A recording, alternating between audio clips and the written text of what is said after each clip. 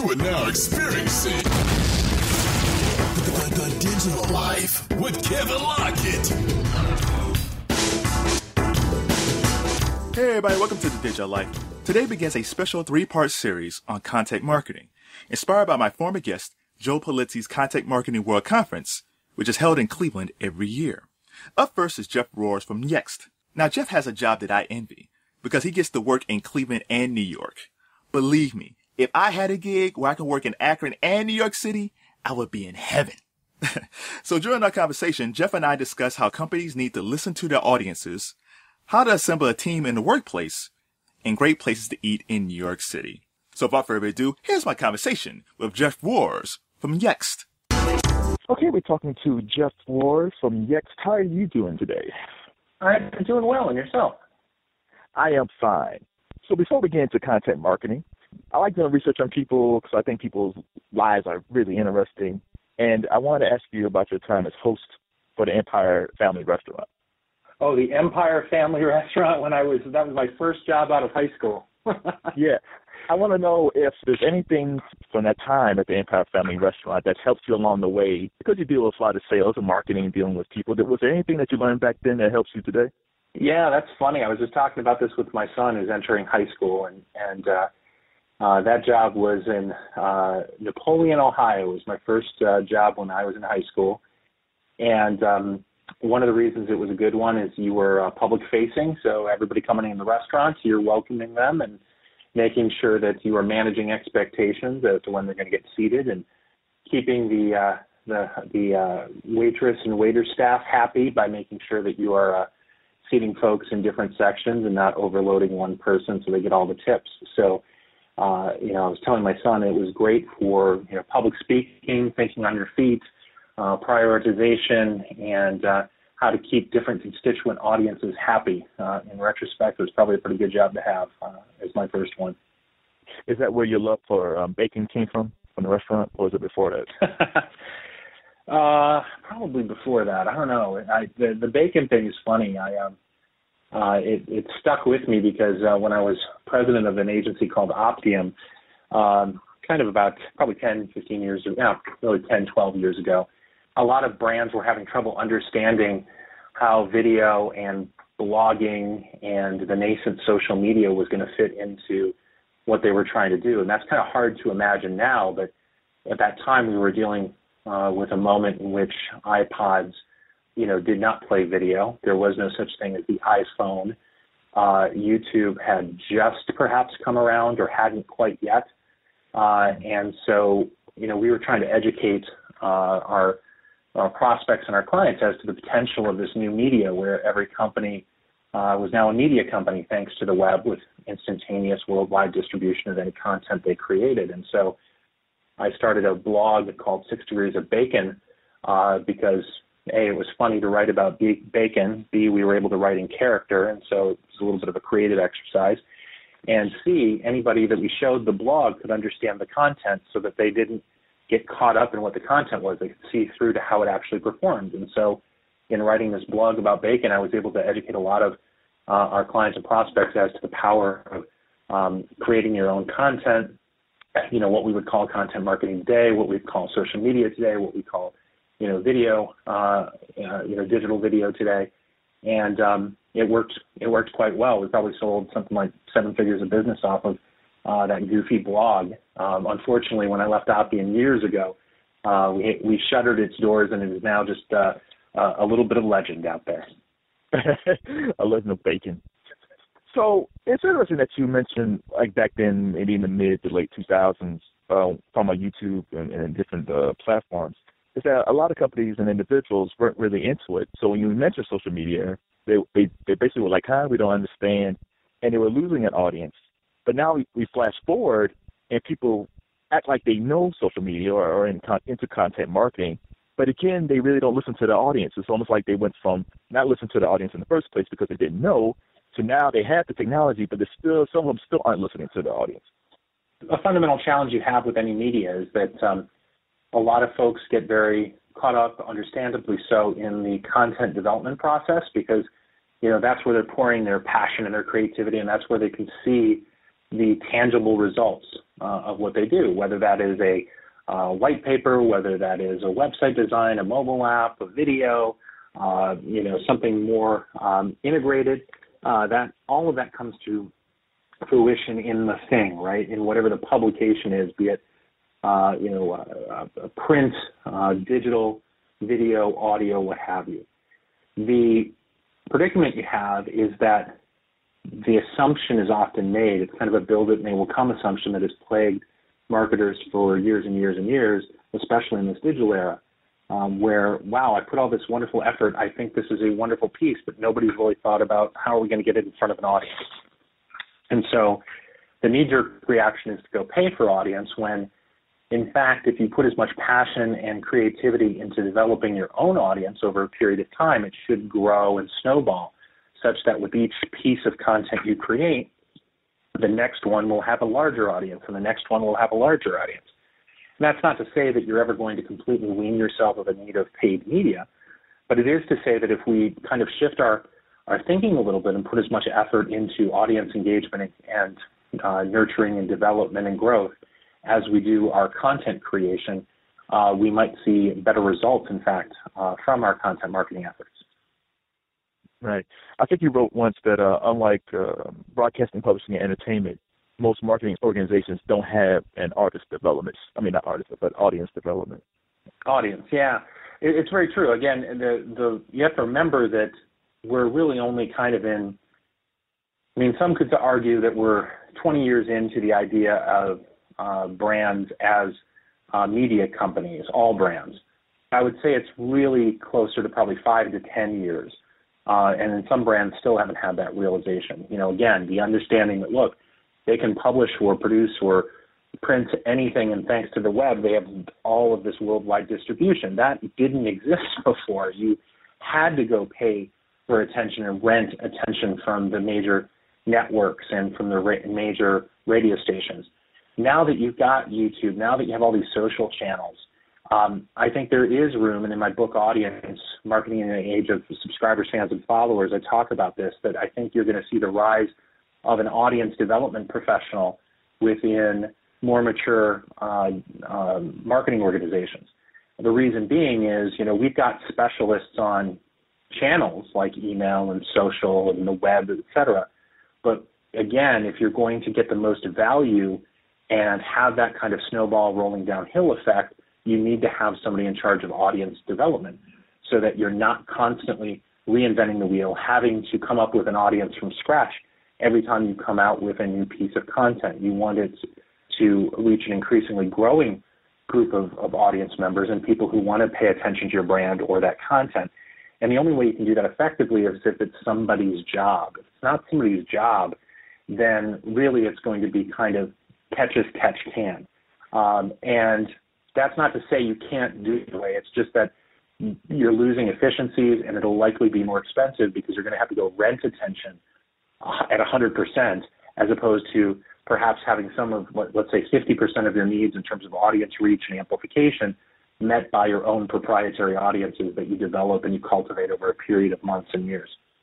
And you also wrote that no audience is truly owned, which is kind of powerful. It's short but powerful, but it's true. I think people think, well, I have my audience. Well, you really don't have your audience. You have to cultivate and engage them. Yeah, that was one of the simple epiphanies that I had in kind of prepping the book itself. I heard a lot of people talking about their owned audiences. You can have owned media. I can own a website. I can own a publication, but I can't own the people who are in my audience. They come and go these days. They are under a tremendous amount of competition for their attention, and they can turn on and off channels at will. They can switch devices. They can unsubscribe, unlike, unfollow at will. And so one of the things marketers have to recognize is that the audience is not owned. It is constantly earned.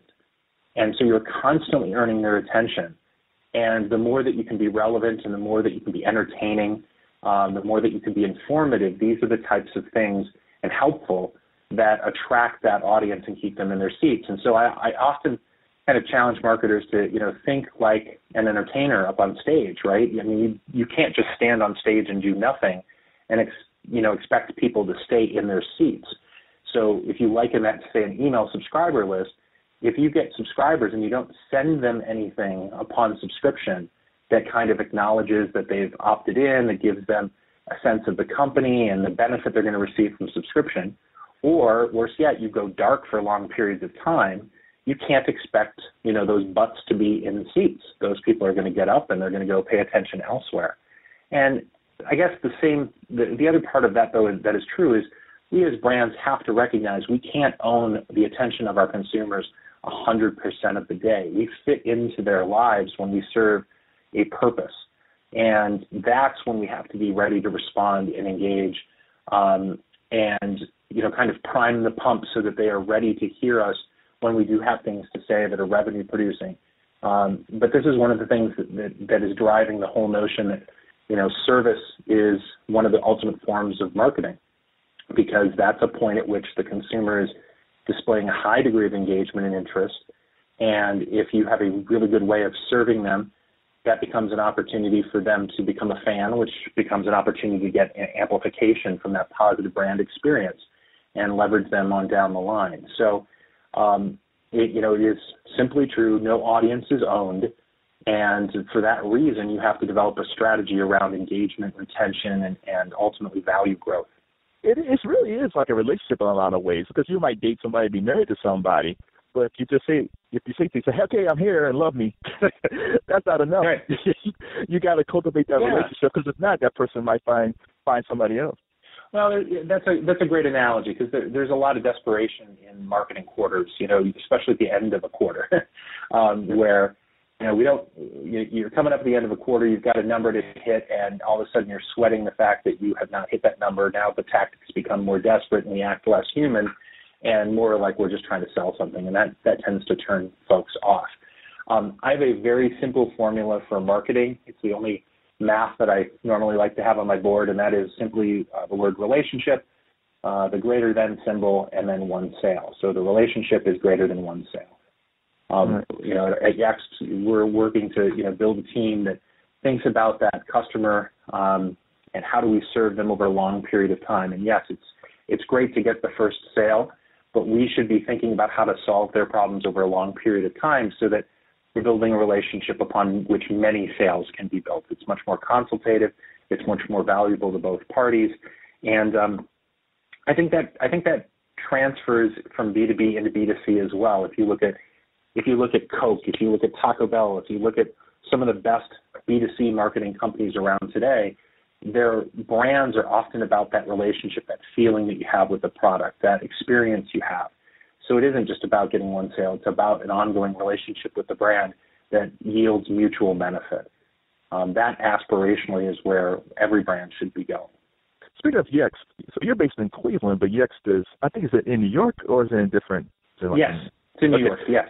Right on Madison Square Park, which is, for your listeners, very close. In fact, kind of across the park from the Flatiron Building, which is the famous triangular building in New York City. So how does that work for you? You're based in Cleveland, so do you just do most of your work in Cleveland, or do you fly to New York? Or, how does that work exactly? Because it's a long commute. So as we record this, I've got a little less than 2 months under my belt, and I am very much commuting to New York, so I'm there usually 3 weeks out of the month. And I actually am very used to that kind of a travel schedule, because when I was at ExactTarget and Salesforce, I was traveling the globe speaking in support of my book, speaking at our events, speaking to clients. And so what I've really done is kind of traded some of that travel that was international and lengthy to something that's a little bit more predictable and plannable for my family. And it's been wonderful so far. It is something that I'm blessed to have a wife and family that we've been able to build our lives around that kind of a schedule. And, just as a husband and a father, I leverage FaceTime and technology in ways to stay connected with my family, and certainly, Facebook and Twitter and email and text messaging. So the technology that we deploy as marketers, I'm obviously, like all of us, using it in my personal life. It's just that with that kind of commuter relationship, it becomes all the more critical that I'm very proactive in that communication, both with work and with family. And the other piece of it is, I'm building our team, and, as time goes on, I will be, we're actually planning some some interesting city tour events for later this fall. So there will also be some of that kind of travel on my plate. So, as I build a team with some strong lieutenants, it becomes, a group that is capable of managing and moving things forward. And I was blessed at ExactTarget to report to a leader in Tim Kopp, who was our CMO, who had built a team that had several kind of virtual players. We had leaders on that team who lived in Portland, in Chicago, in Minneapolis, in Indianapolis, where ExactTarget was headquartered, and then myself in Lakewood, Ohio. So it's different than a lot of people are used to, but fortunately I've had a good role model and a great former team where I saw how it worked and how it was possible with good communication and effective use of technology. Yeah, what's the important part of it, assembling a team? Because sometimes people assemble teams, and it's okay, but some person ends up doing a lot of the work because they don't have the right people around them. So from your experience, from the mentor that you had from ExactTarget, what did you learn from him as far as building a team? Sure. Tim was really great at understanding talents and empowering people to move fast and make their own decisions. So it really is something that I've tried to, or am trying to emulate at Yext, and that is build a very strong team of lieutenants, very empowered individuals with clear ownership of pieces of the business who can run that business and elevate issues, to both the team and to myself, if there's anything that, needs to be decided. And so there's the points of collaboration. The team understands that collaboration is one of the, communication and collaboration are two of the values that are kind of what I put the most emphasis on, because 99% of the problems in business are often communication issues. And when we're solving for things in business at the kind of speed we have to move in marketing technology, you often can't do it by yourself. So you have to learn to work with your peers, both within marketing and outside of marketing. So in terms of building that team, you look for people who aren't afraid of change, because it is really one of the only constants, who are communicative, who aren't afraid to kind of state things in a matter-of-fact way, but in a way that is also, kind of compassionate towards the challenges that their peers might have in the organization, so that they work to solve problems, and if roadblocks appear, they figure out how to get around it. And if they really get stuck, then they can elevate it up, and we can work on it collaboratively at a leadership level. So, those are kind of the pieces that I look for, and, thus far it's been great. We've been adding to the team. I think we've got most of our kind of core leadership almost in place on the marketing side, and now it's about, building out the machine, or in good to great, as they said, get the right people on the bus in the right seats, and then start moving forward. So when you're on the road, because you travel quite a bit, what's in your digital toolbox? What do you have to have when you're on the road to stay connected to business and stay connected to your family? So really it's, pretty much a smartphone these days, right? It's funny, my communications are quite fragmented, and I think it has some opportunities in the marketplace, because, I tend to still like to talk by phone, which, some might view as a generational thing, but I think there are nuances that are missing in, text-based communication or email communication that you just can't get with, without having either, kind of voice or, say, FaceTime. So, those are important things. Text is obviously great for short burst communications, quick things. And, then you can just go down the line of, email and Facebook and WhatsApp. We had an exchange daughter from Italy, and she is currently in Italy, going to be starting college in London. And so WhatsApp is a great over-the-top messaging platform where, we avoid those international texting fees, although a lot of those have started to disappear. But that's a wonderful way to communicate with her and send messages. And, really the smartphone is the key. And, I was reflecting on that when I was in an Apple store here this weekend, and just thinking that personally, the iWatch is not kind of a form factor that I like. I don't wear a watch. That's not really what I want. I live out of my smartphone. And, if push comes to shove, I can do so even without a laptop when I'm on the road. But for the most part, I'm bringing a laptop and a smartphone and then using a lot of those communication apps. And I find it imperative to stay on top of my inbox. That's that's one challenge. Even with filtering and everything else, that I find imperative that try to not get more than a couple days behind in there, and keep it clean and file things away so that A, I'm responsive, and B, I keep my priorities in alignment. I don't miss any key communications. So I've never been to New York before, and I curse myself because I should have been there like 20 years ago. But if I go to New York City, so if I go to New York City, what are some good places for me to visit to eat? Oh, to eat? Wow. There are a lot, and I am learning them, but I'm learning them in concentric circles. So our building, we're located in the old MetLife building, which is known as the Clock Tower. And you will know it because of the giant clock tower that comes jutting out of the building. And there is a sandwich place known as having kind of the best breaded chicken sandwich in New York, known as Schnippers, that I really like. Right next to that is an Italian restaurant that is owned by real honest goodness first generation Italians, and their various prosciutto and all the different meats come from facilities that they own back in Italy, and some of the freshest Italian food that I've had in a very long time. Then just a block from us also is Italy, which is a huge Italian food concept from Mario Battelli. It's a combination of a grocery store, a butcher store, 3 or 4 restaurants. There's a Nutella counter. I mean, it's just an experience in and of itself. So you do all of those things, and then as you radiate out on it, you're going to find great places for anything under the sun: Indian food, Mediterranean food, good American courses. In fact, the original Shake Shack is right in Madison Square Park, and always has about a 45-minute line.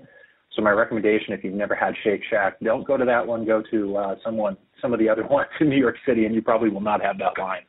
Yeah, Shake Shack, because I talked to Denise Leon before, and we talked about Shake Shack. And, you're from Ohio, so we don't have one. But it seems like this thing, but this thing is huge across the country. Well, it's one of those that caught a great wave. They have high quality food, and it kind of caught the imagination of New Yorkers and grew out from there. But it's not an overnight success story. They've been around for, I think, the better part of a decade or more. So it's kind of a slow roll. I liken it to like in the 90s when Krispy Kreme went nuts. Southerners knew about Krispy Kreme, and then it went public and it expanded rapidly around the country, or Dunkin' Donuts, or Chick-fil-A, Chipotle, right? There's always a new food concept on the horizon that rises quickly. The question becomes, can they sustain that growth? And some of those have sustained it very, very well. And it'll be interesting to see as Shake Shack continues to grow, if it can as well. Going back to your book, Audience, you wrote it back in 2013. Have you seen anything that's happened since you wrote the book that you wrote about, or have companies kind of slowly come around to your way of thinking, or is it still you're just thinking ahead of everybody else? I don't know if it's so much that I'm thinking ahead of everybody else as I think it takes time for marketing organizations to evolve. A lot of marketing organizations have really fit kind of the square pegs of these new media into the round holes of their existing organizational structure. And it's very few that have truly kind of reorged in ways that I think can accommodate the idea of an audience development person, somebody's in charge of that. Now that I'm in charge of my own marketing organization, I'm going to be trying to implement that and thinking about how we can leverage that strategically. We've got a site called geomarketing.com that is a great site for any information about location-based marketing happenings and technology and things like that.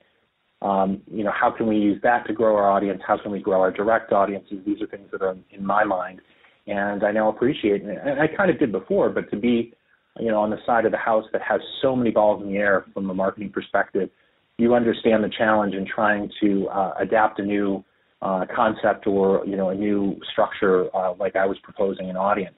But nevertheless, I think it will happen over time because the smartest marketers will realize they just can't continue to reinvent the wheel and pay third parties endlessly for the right to access audiences. They have to build their own and retain their own and value their own.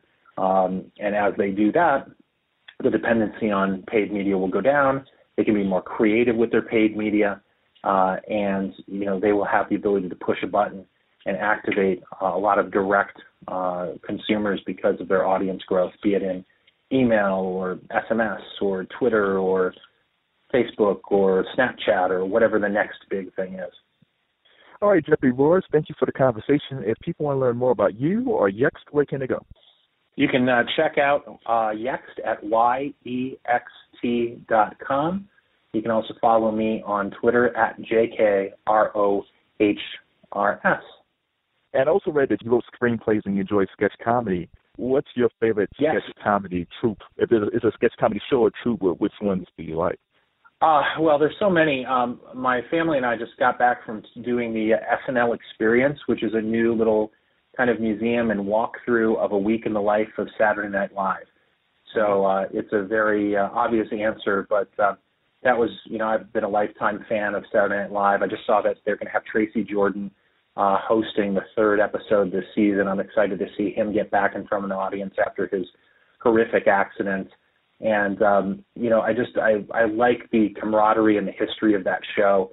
And if anybody does come to New York, highly recommend going through that because, again, it's organized kind of day through Saturday and really shows you how they put together the show and has the costumes and everything else. So a neat experience that is relatively new.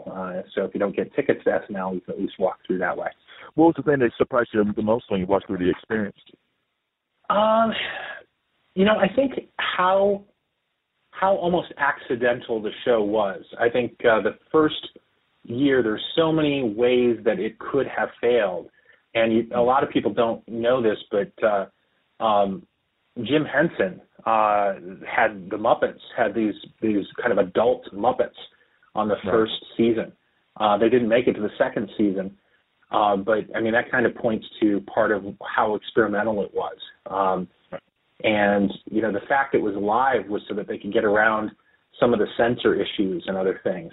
The other thing that I think surprises me is some of that content from the first few years, they'd have a hard time getting on the air today. Right. You can say what you will about freedom of speech and everything else, but that's something that is quite interesting, that culturally we go forward in some ways, but we go backwards in others. Right. All right. Thanks a lot, Jeff. All right. You have a great day. I want to thank Jeff Rohrs for being a great guest on The Digital Life. Make sure you check out Yext.com. That's Yext.com. And be sure to follow Jeff at JK Rohrs. That's JKROHRS. Also, be sure to check out my first ebook, So You Think You Know Content Marketing. 23 inspiring quotes, links, and tips from today's digital leaders. Now available on Amazon. All right, everybody. It's The Digital Life. I'm Kevin Lockett, and I'm out. The Digital Life with Kevin Lockett.